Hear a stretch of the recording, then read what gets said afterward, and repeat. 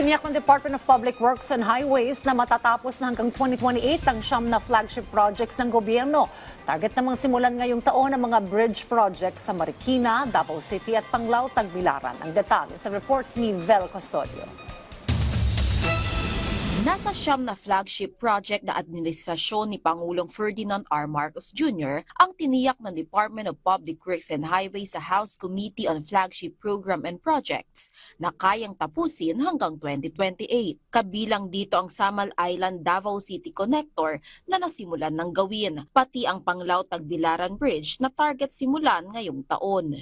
Ayon kay House Committee Chair Jose Arturo Garcia Jr., bagamat foreign-funded ang karamihan sa flagship projects at napag-aralan na ng NEDA, isa aniya sa nagpapabagal sa proseso ng mga proyekto na humahantong sa delay ay ang right-of-way. Dahil dito, mahalaga aniya na i-identify ang mga proyektong kaya talagang tapusin. Iga-groundbreaking lahat yan, sabay-sabay. Nung pala, walang pampondo, wala pang right-of-way, walang matatapos kahit isa.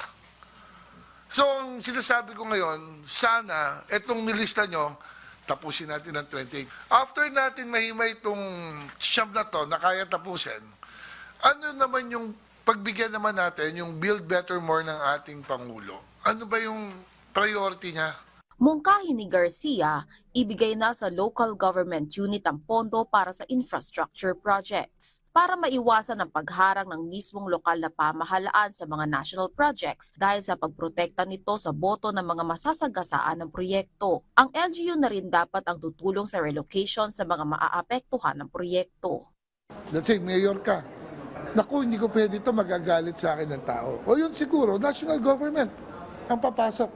Pero kung kaya naman kausapin ng mayor o ng governor, o sige, download mo rito, ako may pag-usap, i-rehab natin yan, ililipat natin sa yung mga ISF na yan, legal settlers, matutuwa pa dun sa local eh.